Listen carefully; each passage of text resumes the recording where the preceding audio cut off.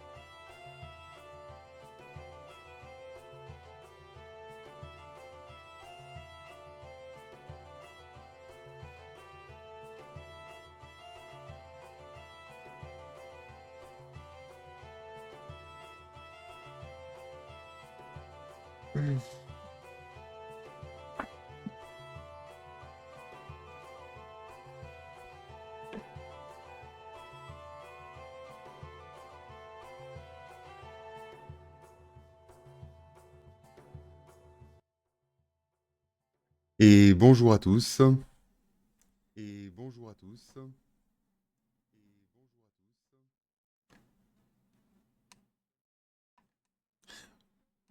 Aujourd'hui, je vais attaquer la lecture du chapitre 8, Proche.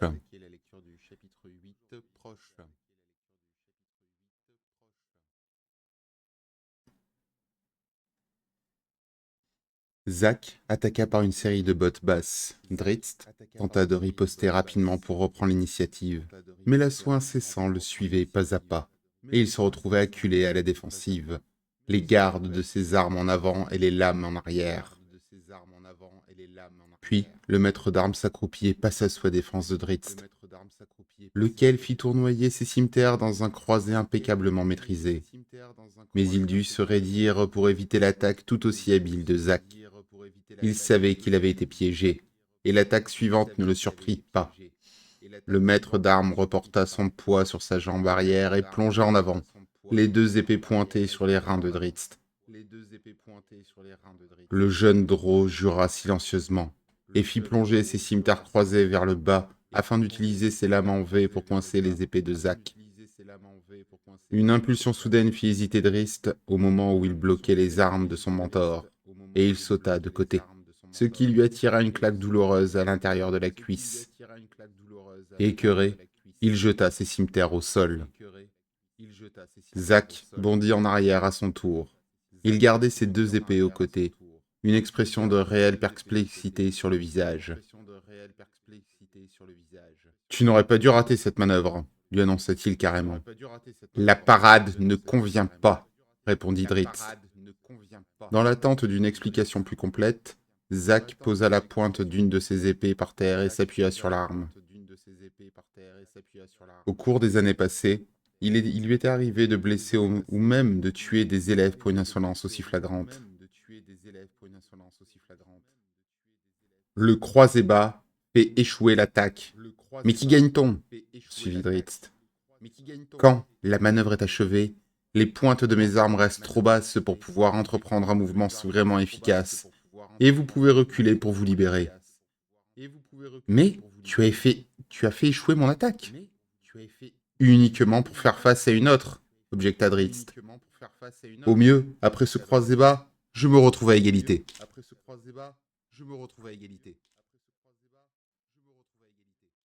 Oui, l'encouragea Zack qui ne voyait pas en quoi cette possibilité posait problème.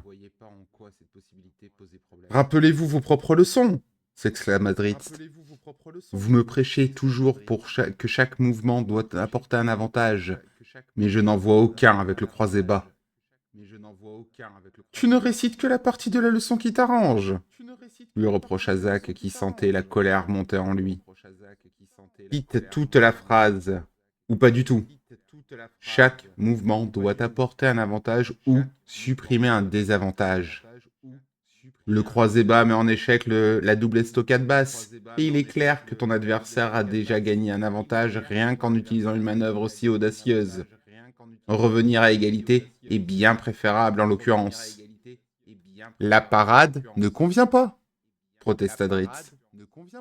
Ramasse tes armes, gronda Zach en avançant sur lui, menaçant.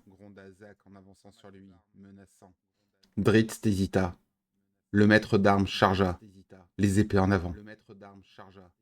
Son jeune adversaire s'accroupit à son tour, se saisit très vite des cimetères et se redressa pour faire face à l'attaque tout en se demandant s'il s'agissait d'une nouvelle leçon ou d'un combat réel. Zach le poussait rageusement, cinglant sans cesse l'air tout autour de Dritz. L'apprenti se défendait avec ardeur. Il remarqua l'amorce d'une situation malheureusement familière quand les attaques se firent de plus en plus basses, forçant de nouveau les gardes des armes de Dritz vers le haut.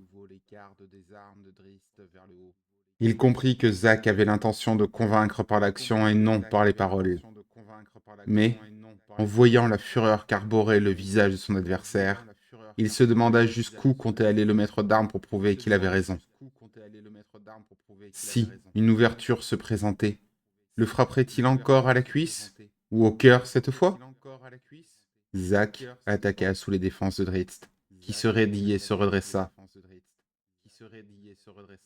Double estocade basse, grogna le maître d'armes, et il fit plonger ses épées en avant. Dritz était prêt.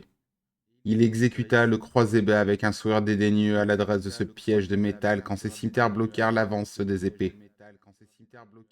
Il maintint ensuite une seule de ses lames en place, car il pensait ainsi pouvoir suffisamment contenir les deux lames de Zach.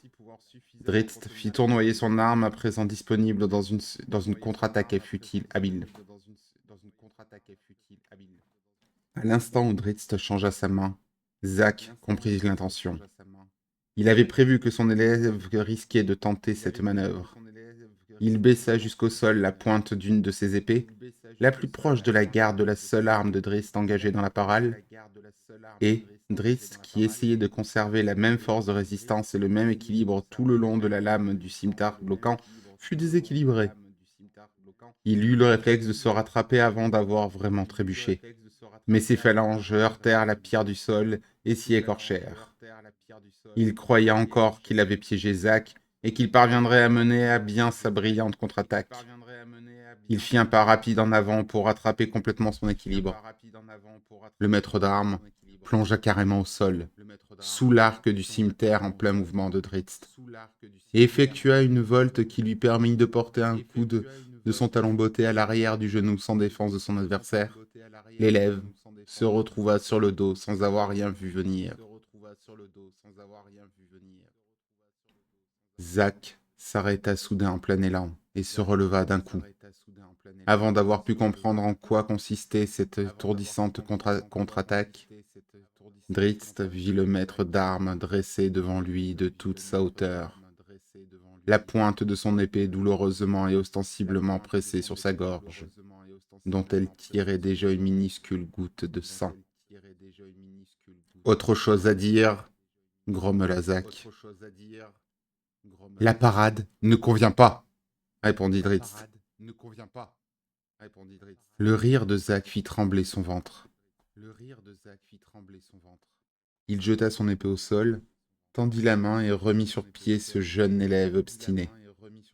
Il se calma rapidement et chercha le regard lavande de Dritz, qu'il tenait toujours à bout de bras. Zach était émerveillé par l'aisance du jeune drô, par la manière dont il tenait ses cimetères qui constituaient presque une extension naturelle de ses membres. Son entraînement n'avait commencé que depuis quelques mois, mais il maîtrisait déjà l'usage de tout l'équipement de la vaste armurerie de la maison d'Ourden. Ah, ces cimetères! C'étaient les armes de prédilection de Dritz, avec leurs lames incurvées qui mettaient en valeur la fluidité étourdissante de son style de combat flamboyant.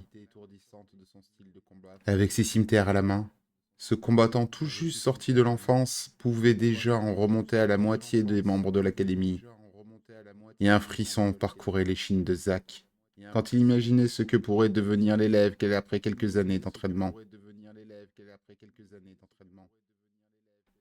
Mais ce n'étaient pas les capacités et le potentiel physique de Drizzt de Hurden qui faisaient parfois s'interrompre et réfléchir Zach Nafei.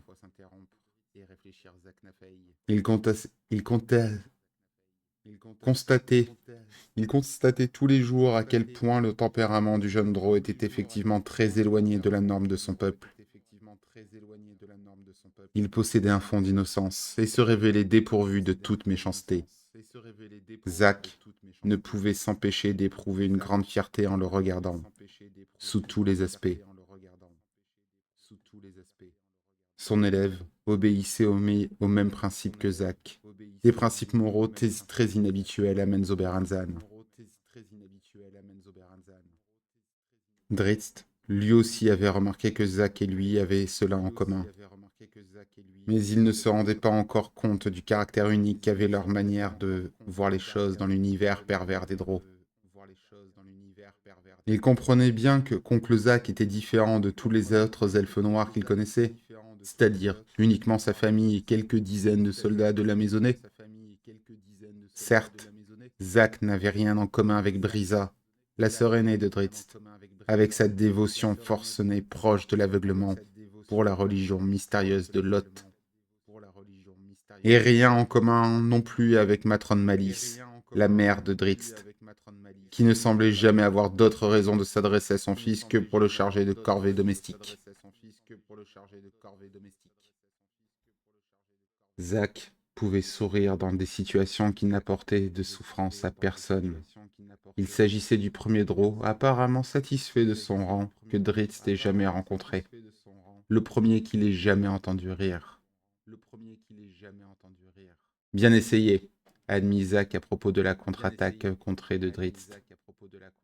Dans un vrai combat, je serais mort, répondit ce dernier. Oui, et c'est à bien cela que sert l'entraînement. Ton plan était excellent, le moment choisi pour l'exécuter impeccable, mais la situation ne convenait pas. Cela dit, il s'agissait tout de même d'une belle tentative. Vous vous y attendez, déclara l'élève. Zach sourit et acquiesça. Peut-être parce que j'ai déjà assisté à la même tentative chez un autre apprenti. Contre vous demanda Drizzt qui se sentait un peu moins unique. Si un autre avait eu la même analyse. Pas vraiment, répondit le maître d'armes avec un clin d'œil. J'ai vu la contre-attaque échouer du même angle que toi avec le même résultat. Le visage de Drizzt s'éclaira de nouveau. Nous avons la même tournure d'esprit, commenta-t-il.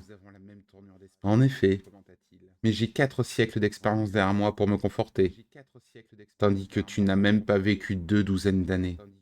Fais-moi confiance, ardent élève. Le croisé-bas et la bonne parade. Peut-être, concéda Drizzt. Zach dissimula un sourire. Quand tu auras trouvé mieux, nous verrons. Mais en attendant, crois-moi sur parole. J'ai entraîné plus de soldats que je ne saurais en compter. Toute l'armée de la maison de Hurden est 10 fois ce nombre quand j'étais un maître à Mélémactère. J'ai entraîné Risen, toutes tes sœurs, tes 2 frères.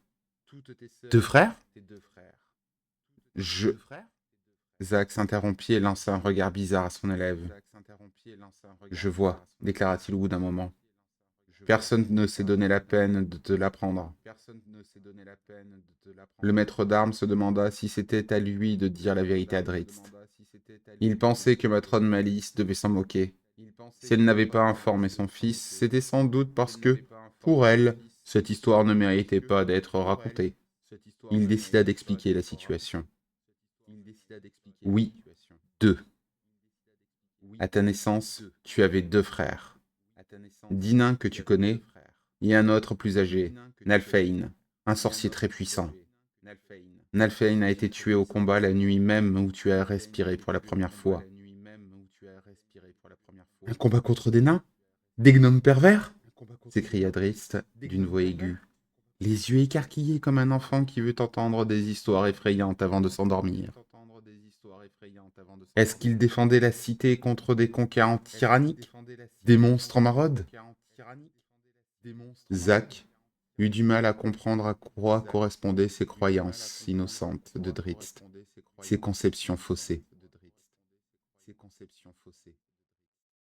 Enfouissez les jeunes sous vos mensonges, murmura-t-il. Mais à Drizzt, il répondit simplement non. Alors, contre un ennemi encore plus répugnant, insista le jeune Drô, les vicieux elfes de la surface? Il est mort de la main d'un Drô, cracha Zach, furieux, éteignant d'un coup la lueur passionnée qui luisait dans les yeux de Drizzt. L'élève se tassa un peu et réfléchit aux paroles de son mentor, qui souffrait terriblement de voir la perplexité distordre son jeune visage. Une guerre avec une autre cité? Demanda sombrement Drizzt. Je n'en ai pas entendu parler. Zach laissa mourir la conversation. Il se détourna et se dirigea en silence vers ses quartiers privés. Que Malice ou l'un de ses laquais s'emploie à démolir la logique innocente du jeune Drô. Derrière lui, Drizzt se retint de poser les questions qui lui venaient à l'esprit. Il avait compris que ces discussions et la leçon avaient pris fin, et aussi que quelque chose d'important venait d'être évoqué.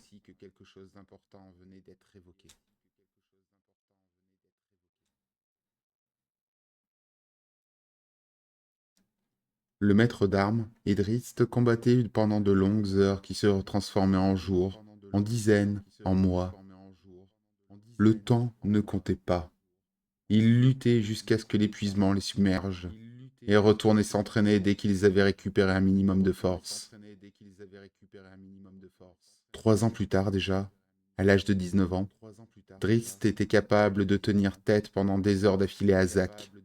Il prenait même l'initiative dans bon nombre de leurs confrontations. Zach appréciait ces moments. C'était la première fois depuis bien des années qu'il rencontrait un élève ayant le potentiel pour l'égaler.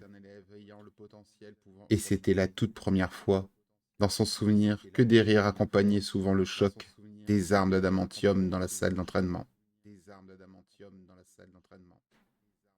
Il voyait Drizzt croître grand et droit, vif, attentif, intelligent. Les maîtres de l'académie auraient du mal à lui trouver un adversaire à sa mesure. Cela dès la première année. Cette idée le remplit de joie le temps qu'il eût fallu pour se rappeler les règles admises à l'académie, les préceptes en usage chez les drôs, et ce qu'ils allaient faire de cet élève formidable. Ils allaient vider ses yeux lavandes de leur beau sourire. Un jour d'ailleurs, un rappel rude de ce monde drôle qui existait hors de la salle d'entraînement s'imposa à eux en la personne de Matrone Malice. Fais preuve envers elle du respect qui convient, l'avertit Zach quand Maya annonça l'entrée de la mère matrone. Pour sa part, il fit prudemment quelques pas à la rencontre de la dirigeante de la maison d'Ourden.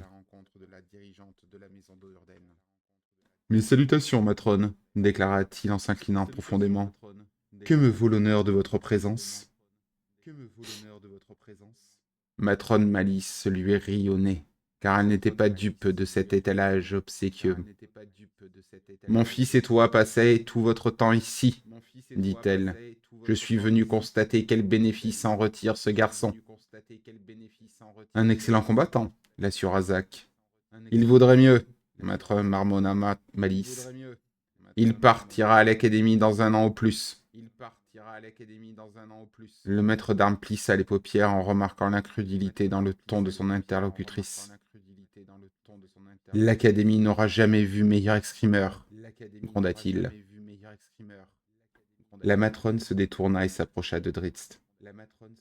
Je ne doute pas de ton habileté avec une arme, lui déclara-t-elle avec tout de même un regard sournois à l'adresse de Zach. Tu en as les qualités dans le sang. mais d'autres encore sont nécessaires à un combattant Drow. Des qualités de cœur, l'attitude d'un guerrier.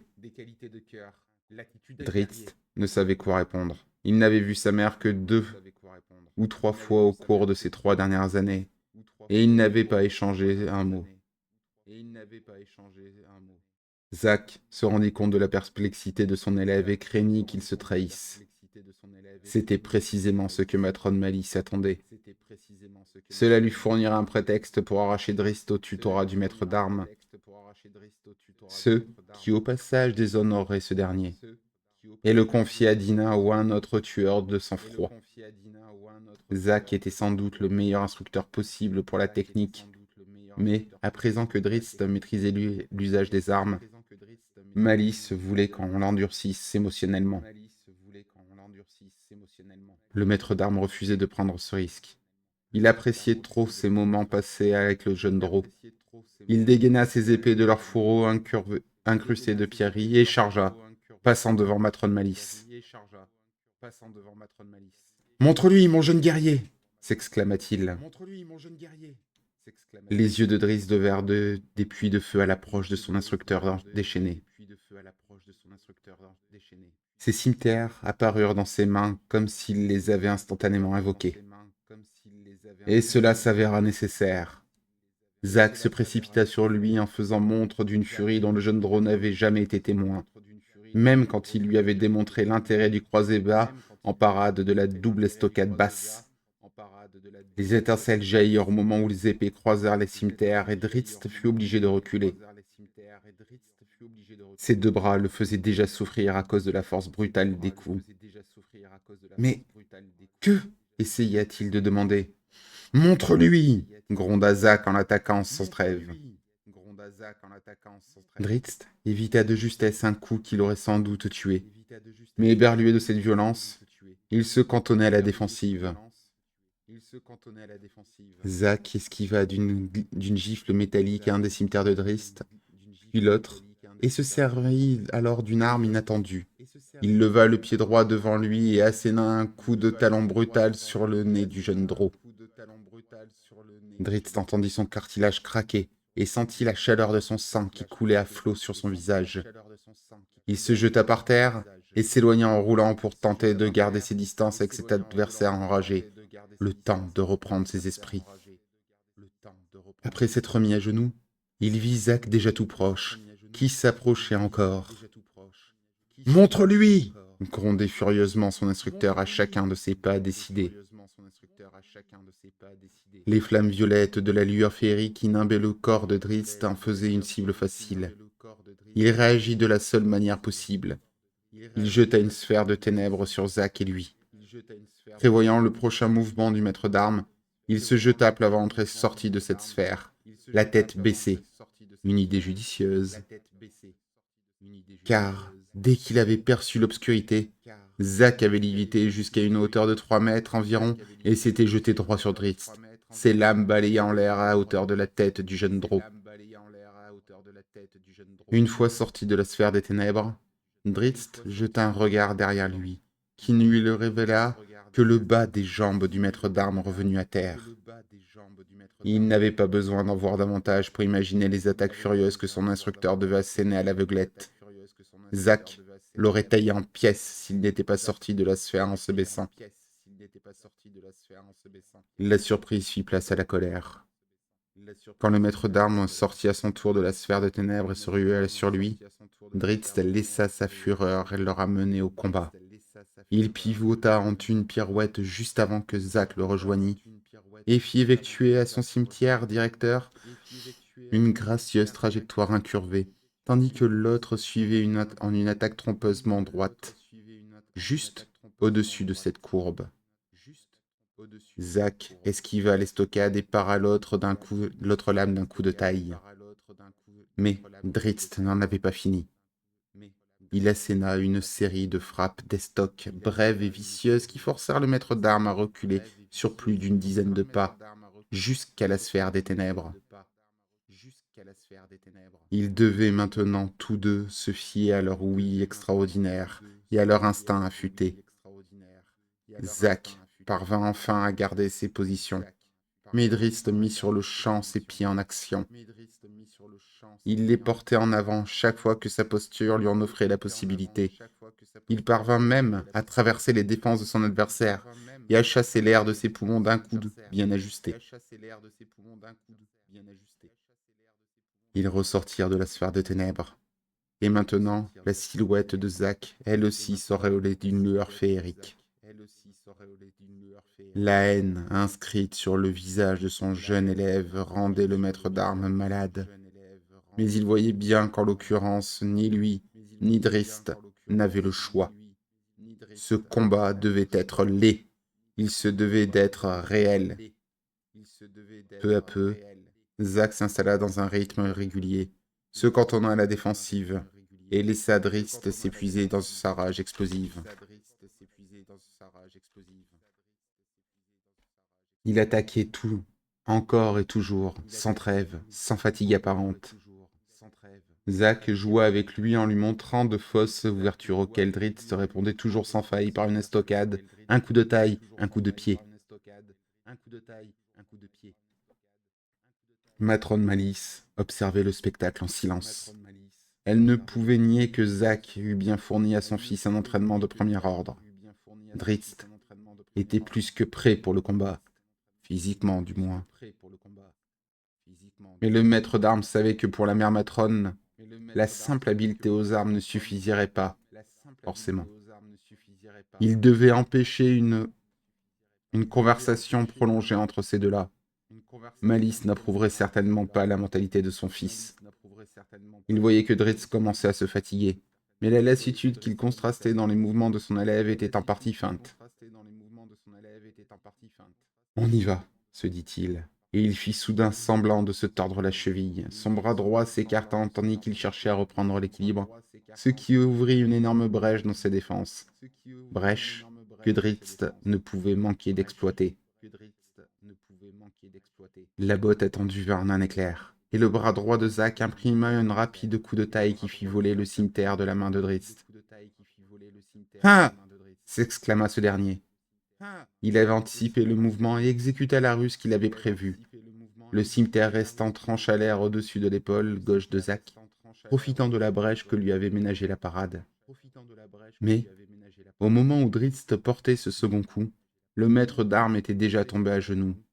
La lame de son élève porta donc trop haut, sans dommage, tandis que Zack, relevé d'un bond, asséna un coup direct de la garde de son épée et frappait Drizzt en plein visage.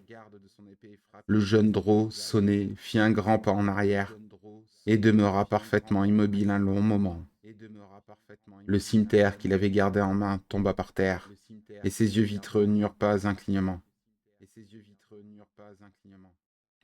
Une feinte, dans une feinte, dans une feinte, expliqua posément Zack. Drizzt s'effondra, inconscient. Zack se dirigea vers Maître Malice qui lui accorda un hochement de tête approbateur. « Il est prêt pour l'académie, » affirma-t-elle. Le maître d'armes parut catastrophé mais se tut. « Vierna s'y trouve déjà, » poursuivit Malice, « au poste de maîtresse à Aractinil, l'école de la prêtrise de Lot. Il s'agit d'un grand honneur. » Toujours plus d'honneur pour la maison de Urden, se dit Zack. Il se garda d'exprimer cette pensée à haute voix. Dinin s'y rendra bientôt, ajouta la matrone. Le maître d'armes en fut surpris. Deux enfants qui allaient servir en même temps à l'académie? Cela a dû vous coûter pas mal d'efforts pour parvenir à ce résultat, osa-t-il faire remarquer. Matrone Malice sourit. Des faveurs dues, d'autres sollicitées. Dans quel but? Demanda Zack. Pour protéger Drizzt? Malice éclata de rire. D'après ce que je viens de voir, c'est plutôt Drizzt qui va protéger les deux autres. Zack se mordit la lèvre à ces mots. Dinin valait toujours 2 fois Drizzt comme combattant et 10 fois comme tueur sans merci. Malice devait avoir d'autres raisons. Dans les 2 décades qui s'annoncent, expliqua enfin la mère matrone, 3 des 8 premières maisons seront représentées à l'académie par 4 de leurs enfants, pas moins. le propre fils de Matron Benray, débutera dans la même promotion que Drizzt. Vous avez donc des ambitions, conclut Zack. Jusqu'où la maison d'O'Urden ne montera-t-elle sous la direction de la matrone Malice? Ton humour te coûtera ta langue un jour. Nous serons bien bêtes de laisser passer une telle occasion d'en apprendre davantage sur les maisons rivales. Les 8 premières maisons. Prenez garde, matrone Malice. N'oubliez pas de surveiller aussi les maisons moindres. Un jour, une maison de Vire a commis l'erreur de les ignorer. Aucune attaque ne viendra d'en dessous, affirma Malice d'un ton hautain. Nous sommes la 9e maison, mais pouvons-nous vous vanter de posséder plus de puissance que beaucoup d'autres? Personne ne nous frappera dans le dos, parce qu'il existe des cibles plus faciles situées plus haut. Tout cela nous sert au mieux. N'est-ce pas là le but? Demanda Malice avec son large sourire vicieux habituel. Zack n'avait pas besoin de répondre. La matrone connaissait très bien son sentiment, à savoir que, justement, là n'était pas le but.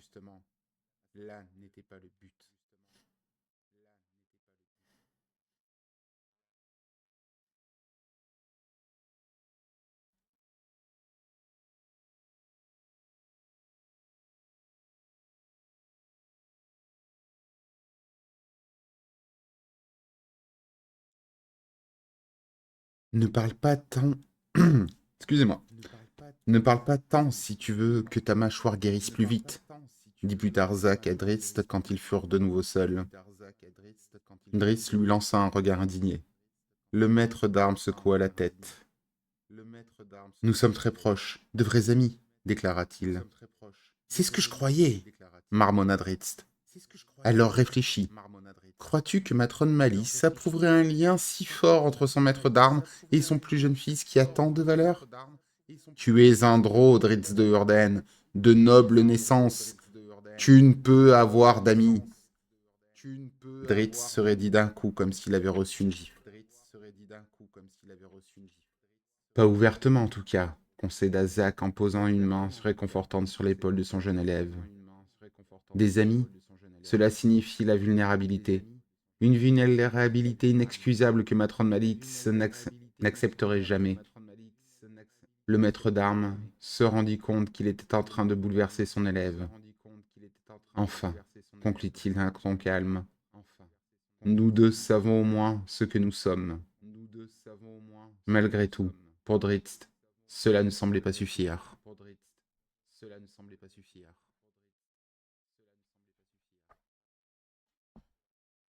Le chapitre suivant étant particulièrement long, je l'attaquerai mercredi prochain, ou plus tôt si j'y arrive. Je vous souhaite une bonne fin de journée et à bientôt.